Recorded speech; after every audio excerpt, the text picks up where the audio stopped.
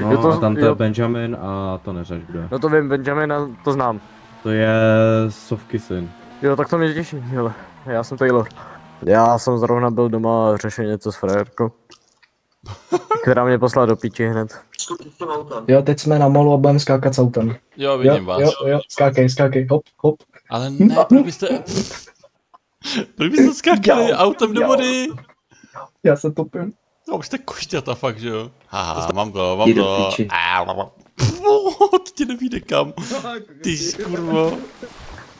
Proč mi přišla zpráva, vylížím ti vlasturku, jak chceš. Proč ne? Ty pičej, přijeď vole sem do piče a já ti ukážu, co pro to. Jeden dělá kačera, druhý radši mlčí. Dobrý, vole, to tady nedávám, vole. A kačer je dobrý, vole. Tak žil, že má dojít, ne? Však vlasturku vylízať. No.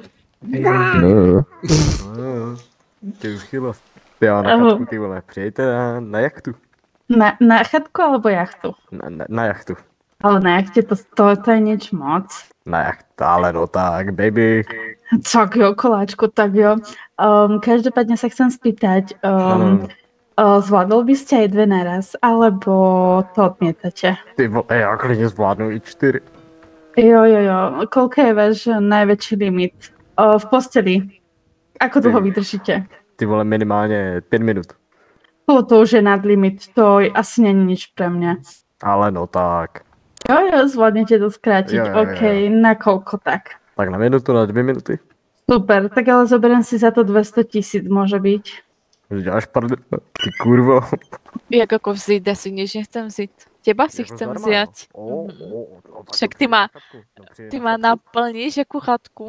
A vedeli by si aj akože priplávať za mnou. Na lodi, viete čo, to ma strašne vzrušuje, rajcuje proste, keď prídete pre mňa. No. Tak si klidně pro tebe připlavu.